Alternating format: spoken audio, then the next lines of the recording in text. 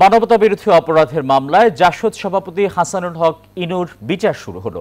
রবিবার দুপুরে মামলাটিতে অভিযোগ গঠন করেছেন আন্তর্জাতিক অপরাধ ট্রাইব্যুনাল। আরেকটি মামলায় আওয়ামী লীগ নেতা মাহবুবুল আলম হানিফ সহ 4 জনের বিচার শুরু হয়েছে। গ্রেপ্তারি পরোয়ানাও জারি করেছেন ট্রাইব্যুনাল। এদিকে জুলাই আন্দোলনে চানখারপুলে 6 জনকে হত্যার মামলায় 13তম দিনের সাক্ষ্য গ্রহণ চলছে। রবিবার সকালে আন্তর্জাতিক অপরাধ ট্রাইব্যুনালে হাজির করা হয় সাবেক মন্ত্রী হাসানুল হক ইনুকে। 2024 সালের জুলাই আন্দোলন দমনের নানা অপরাধে দায়ের করা মামলায় বিচারের মুখোমুখি জাতীয় সমাজতান্ত্রিক দল জাসদ সভাপতি। এক্সট্রিম মশার কয়েল প্ল্যান্ট ফাইবার দিয়ে তৈরি, তাই সহজে ভাঙে না, সুগন্ধিযুক্ত ও নিরবিচ্ছিন্নভাবে জ্বলে। ডেঙ্গু, চিকুনগুনিয়া বাহি সহ যে কোনো মশার বিরুদ্ধে দেয় এক্সট্রিম সুরক্ষা। আদালতে নিজেকে নির্দোষ দাবি করেন ইনু।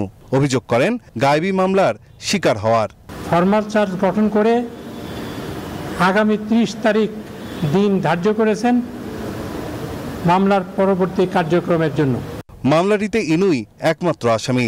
তার বিরুদ্ধে অভিযোগ 8টি। প্রসিকিউশন বলছে সব অভিযোগই প্রমাণ করা সম্ভব, তাই মামলাটি চালিয়ে যাওয়ার নির্দেশ দিয়েছেন আন্তর্জাতিক অপরাধ ট্রাইব্যুনাল।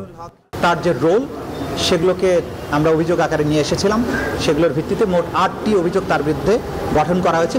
এদিকে মানবতা বিরোধী অপরাধের আরেকটি মামলায় আওয়ামী লীগ নেতা মাহবুবুল আলম হানিফ সহ 4 আসামির বিচার শুরু হয়েছে। বিভিন্ন সময়ে 14 দলীয় জোটের মিটিংয়ে আন্দোলন দমনে বিভিন্ন পরিকল্পনা গ্রহণ, কারফিউ জারি, শুটার সাইট, এগুলোর ব্যাপারে তার যে ভূমিকা ছিল সেই তার কমান্ড এবং সুপিরিয়র রেসপন্সিবিলিটির কারণে তার বিরুদ্ধে এই অভিযোগগুলো গঠন হয়েছে। মামলাটিতে পলাতক থাকায় হানিফ সহ সব আসামির বিরুদ্ধে গ্রেপ্তারি পরোয়ানাও জারি করেছেন আন্তর্জাতিক অপরাধ ট্রাইব্যুনাল। নাইম আল চিকো, নিউজ 24, ঢাকা।